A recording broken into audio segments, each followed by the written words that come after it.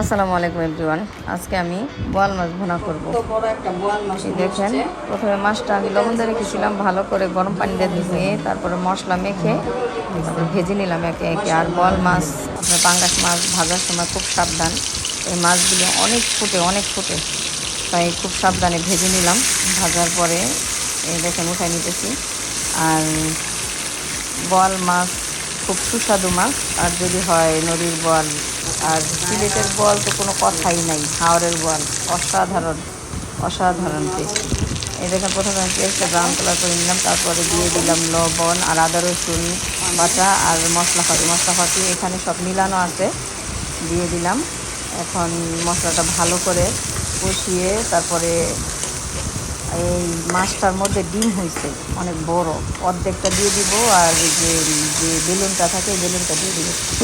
এই দেখেন, এইগুলি আমি ভাজি না, এগুলি ভাজলে আরও বেশি ফুটে। তো এইগুলি ভালো করে কষিয়ে তারপরে আপনার দেখছেন আমি কেটে কেটে দিতেছি, ভালো করে কষিয়ে তারপরে পরিমাণ মতো পানি দিয়ে এখানে আমি মাছগুলি একে একে ছেড়ে দেবো। আর বোয়াল মাছ কিন্তু খুবই মজাদার মাছ।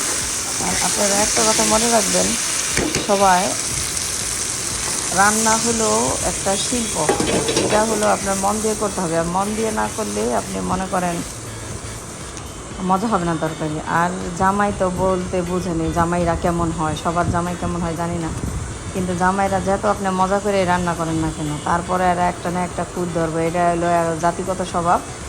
আর বাবারে আপনি যা দিয়া যা রান্না করে খাওয়ান না কেন, বাবা কিন্তু এই যে আমি এখন একটা শাক বাটাটা দিয়ে দিব, বাবা লবণ হলেও বলবে ভালো হয়েছে, লবণ না দিলেও ভালো হয়েছে, মশলা বেশি হলেও বলবো ভালো হয়েছে। বাবা কোনো তরকারি, মেয়ের তরকারি কোনো বদনাম করবে না। কিন্তু এই জামাই নামের এই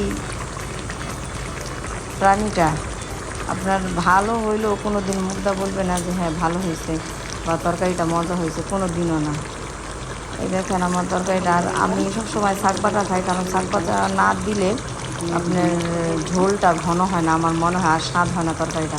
আর শাক আমি বেশি করে বেটে ঝিপে রেখে দেই, ঝিপে না রাখলে এটা গন্ধ হয়ে যায় বা নষ্ট হয়ে যায়। পেঁয়াজ দেওয়া বানানো থাকে তো, দেখেন ধন্যপাতা দিয়ে দিছি। আর তরকারিটা খুবই মজা হয়েছে, খুবই মজা।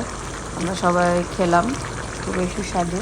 সবাই ট্রাই করবেন, ভালো থাকবেন, সুস্থ থাকবেন, আমার পাশে থাকবেন। এই রোজা রমজানের দিন নাকি শয়তান সব আল্লাহ আটকায় রাখে, কিন্তু সাধারণত কমই বের হয় বাসা থেকে। মাঝে মধ্যে বের হলে দেখি কি শয়তানগুলি সামনে পড়া যায়। তো শয়তান আল্লাহ আবার দুই একটা শয়তান ছাইরাও দেয়, তো এই শয়তানগুলি আবার সামনে পড়া যায়। তা আল্লাহ এই শয়তানগুলির হেদায়েত দান করতে পারে না এই রোজা উপলক্ষে। ভালো থাকবেন সবাই।